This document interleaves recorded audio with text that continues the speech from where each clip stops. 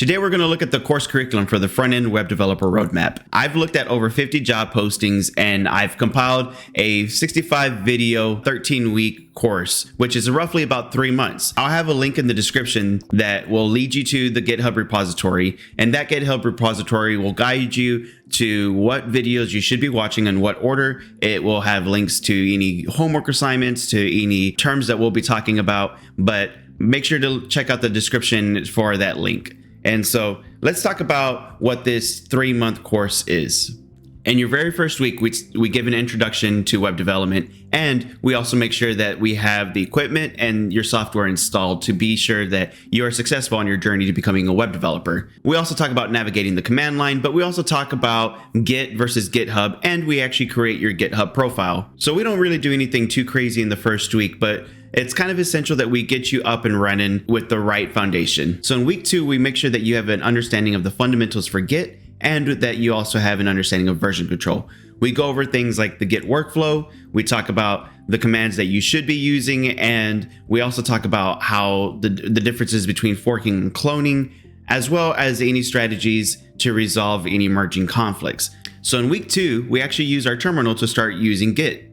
Now, I intentionally put Git at week 2 because I want you to go ahead and start creating your GitHub profile, because that's going to be essentially the most important part to showcasing your abilities to future employers. Even if you don't like certain projects in the future, you'll at least be able to showcase where you are as a developer right now. I'm constantly adding new repositories, I'm constantly adding new open source projects, and really, my GitHub profile is a reflection of who I am as a developer. And that's really what I want you to start doing, is having a GitHub profile that shows a reflection of who you are as a developer. In week 3, we start talking about building the foundation for a website.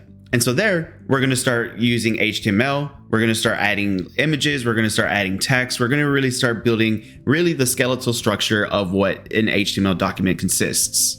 In week 4, we're going to go ahead and style that foundation. And so we'll be giving an introduction to CSS to really start adding color to your websites. And within that week, we're also going to be not only talking about color, but we're also going to be talking about fonts. We're going to be talking about anything that gives personality to your website. So then after 4 weeks, that's really within our first month. Within 4 weeks, you're going to be able to start building a just very simple website. You'll be able to start actually showing something onto a web page. Now, some people might complete this course in a little bit longer than 3 months, and some people might complete it a little bit faster than 3 months. But again, you'll be able to just go through the entire curriculum on our GitHub repository, follow the step-by-steps, and these are all the necessary topics that you'll need to understand in order to get your first job as a web developer. Now, if you don't understand a certain concept and it takes you a little bit longer to understand a certain concept, don't worry. That's very common here in the developer world. Becoming a developer means that there's going to be a lot of things that you don't understand and that you're going to have to try to figure out. And that's one of the beautiful things about our profession. It is very common for us to take on tasks that we just do not understand.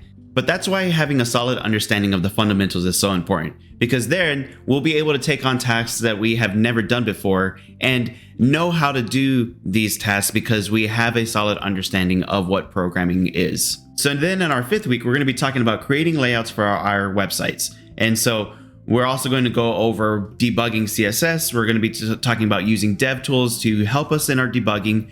But we're also going to take a look at a framework that's very popular called Bootstrap. We're going to be talking about responsive design, which is going to allow us to build websites for devices of any size, whether it's a mobile device or whether it's a giant monitor. And talking about more about layouts, we're also going to talk about the CSS grid, and we're going to also be talking about Flexbox. So in week 6, we're going to give an introduction to JavaScript and talk about all the essentials. And in that week, we're going to go ahead and talk about what JavaScript is and why we use it. We're going to go ahead and build your very first JavaScript program. We're also going to be going over JavaScript variables, JavaScript numbers and strings, as well as conditionals, which are going to be your if-else statements. In week 7, we're going to talk about JavaScript functions and loops. So in that week, we're going to go ahead and cover how to make your code dry. We're also going to be talking about JavaScript classes. We're also going to be talking about template literals and the various loops that exist in JavaScript. Now, like I said, we're just introducing you to JavaScript in week 7. And so in week 8, we're going to take a little bit more of what we talked about in week 7 and expand it a little bit more. And we're going to start with a deeper dive into loops. And so with that, we're going to talk about how to avoid infinite loops. We're going to be working with each different type of loops in JavaScript. We're going to talk about the difference between the for each loop versus the for loop. We're also going to give real cases and examples of applying loops. And that's everything that we accomplish inside of our second month.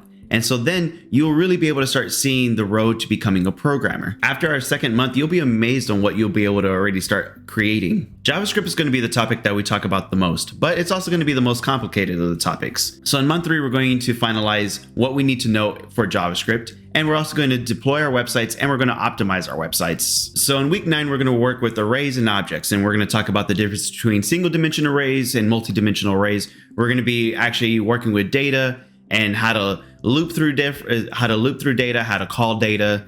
Then we're also going to be talking about objects and how to loop through objects and how to work with the data inside of objects. And then after we learn how to actually call data and use data in week 9, we're actually going to want to display that onto the website on week 10. So in week 10, we're actually going to be implementing JavaScript and applying it to what is known as the DOM. Week 10 has 4 different videos where we talk about JavaScript in the DOM, interacting with the DOM, and then we also start getting into fetching data with asynchronous programming. And what's the difference between asynchronous programming and synchronous programming? So in week 11, we're going to be working mainly with data, and we're going to be calling that data using asynchronous programming. And even though there's a very common way to call that data today, we still want to go over the various ways to use asynchronous programming.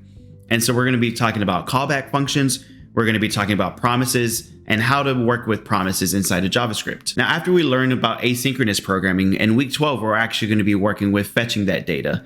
And inside of that week, we're going to be using the fetch API. We're going to be talking about async awaits, and we're going to convert any promises that we created into async awaits. And then we're going to wrap up that week with error handling using the try catch. So after week 12, we complete the intro to JavaScript course. And after that course, you'll really be able to just start creating websites. But we still have one final thing that we still need to learn, and that is optimizing our websites for search engines and how to deploy these websites. So in our final week, we talk about search engines and how to optimize your websites for search engines. And we also talk about resources that will be helpful to help you optimize. We go over hosting, and we actually deploy your websites. And so with that 13-week course, you're going to have all the skills necessary so you can start applying for jobs. Now, our GitHub repository is also going to have links to videos that are going to go over resumes, portfolios, and online profiles. And so these are just additional resources that will help you in your search for your next career. Now, I understand that what you're doing is very challenging. It's not just challenging mentally, but it's also very emotionally challenging. There's a lot that you're going to have to sacrifice in order to do this. Sacrificing the very limited time that you have and sacrificing the comfort of the job that you currently have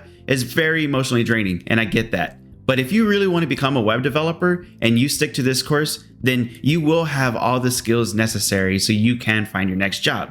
And I really want to help you find success in becoming a web developer. So if you appreciate this video and want to keep seeing more like this, then please do me a favor and click the like button and subscribe button. It really helps the channel grow, and it lets YouTube know that you appreciate our content. But most importantly, you will be notified of any upcoming videos that get released to this channel. And as always, thank you for watching, and we'll see you next time.